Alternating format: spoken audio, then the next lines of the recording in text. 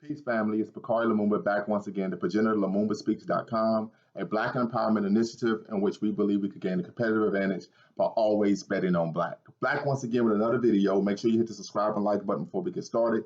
We're going to be discussing the Black Weekend Review, in which we're going to be talking about Barack Obama's comments about lacking the institutional authority to be able to comment on Black killings by police. So we're jumping right in. Barack Obama stated that he lacked the institutional authority or willpower or capacity to actually comment.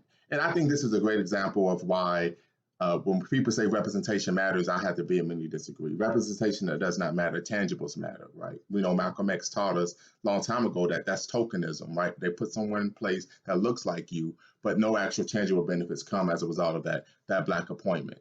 So I think it's very important that we understand that. Secondly, part of the job of a head of state, commander in chief, right, is to what? Protect its citizens. And we understand that police genocide, extrajudicial violence against African Americans have been going on since 1619.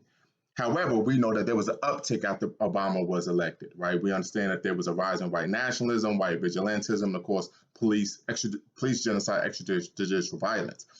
And with that being said, for him to state that he lacked the capacity to comment, we didn't want him to comment. We don't need a simple rhetoric. What we need and want is an executive order outlawing and making a federal crime all killings of unarmed citizens. It needs to be called the Equal Protection Act. For him to state that, I think once again shows his impotence. It shows his cowardice. I know the rapper Jadakiss once stated that the only thing worse than a coward is a coward with power. And I think he's showing that, right? He signed executive orders for, you can arguably say, every minority group in this country. But when it came to African Americans, he refused to do that. And so I think this is very problematic. I also think that this is representative of the Democratic Party and their views of what treating Black people in a manner of benign neglect since the Civil Rights Black Power movement, in which they would talk a good game but don't promise us anything. And I think we have to organize as a people and say, listen, we're not going to vote for someone, if they're a Democrat or Republican, we're going to focus on Black issues, Black first, and I ascribe to the teachings of the Honorable Marcus Messiah Garvey, who taught us race first.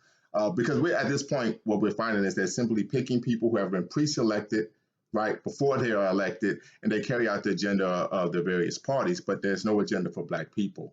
And as a result, we've even seen him champion Biden's administration say he's continuing my work. Well, what work is there going to be done to actually maintain for Black people? And I state that because oftentimes we hear the conversation that people have and they argue, well, he's not just a Black president, he's a president of all America, which I would agree. But the issue for me is this. Black people are part of America, and so we deserve a part of the pie as well. And we deserve to be protected by police, not actually policed by the police, right? We deserve to be protected, not killed by the police. And the analogy I always use is, of course, we are all tax-paying citizens, and if you're paying taxes, you're funding your local municipality's fire department. And with Black people, it's almost to the point of the fire department is showing up to your home, starting the fire, rather than preventing the fire or putting one out. This is the same thing we have going on with the police. We're paying the salaries, we're paying taxes. However, the police are coming and oftentimes causing violence in our communities rather than preventing violence and maintaining protection.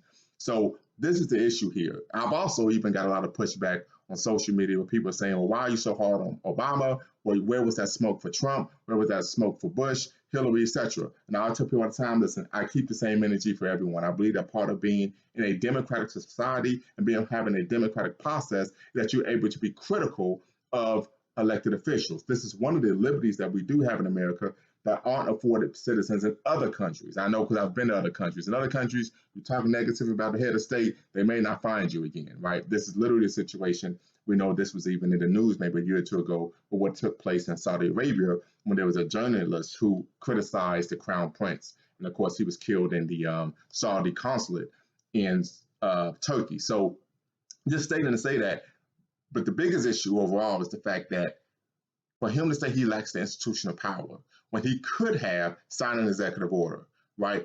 For him to say he lacks the institutional power when during Kennedy's administration, they found that sheriffs in the Mississippi Delta during the Freedom Rides were denying Black people their constitutional rights. There were federal charges brought against them because I believe Robert Kennedy was John F. Kennedy's brother, was the Attorney General. They had federal charges brought against those sheriffs, and they were arrested, tried, and sent to federal prison for denying people their constitutional rights. The same thing happens in Ferguson, Baltimore, and a number of different cities where the Justice Department does an investigation under the Obama administration. These individuals, police officers, police chiefs, sometimes the mayor, city councilmen, particularly in Ferguson, this is found to be what they engage in organized crime, RICO, in Ferguson. They actually stated, listen, the city is in the red, is in the red financially, so we're going to successfully ticket and arrest African Americans so we can use their money to get out of to pay the city's bills. And as a result, guess what takes place?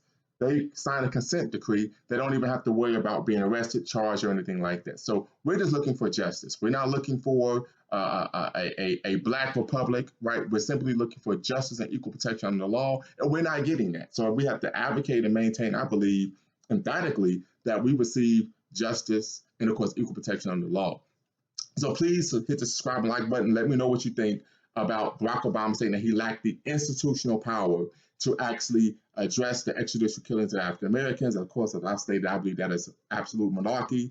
He could have addressed this issue very simply by signing an executive order. But what we're finding is that regardless of the race of the politician or even the political affiliation of the politician, whenever it comes to actually providing tangible benefits for Black people, all of a sudden they act like they have their hands tied, and they done, and the only way they could do something for us is if they turn into Harry Houdini. So we know that that's not the case. And I think this is why it's very important that we advocate in terms of the ideology of the Honorable Marcus Messiah Garvey of race first. So please let me know what you think. Leave your comments in the comment section. Make sure you hit the subscribe and like button. Peace.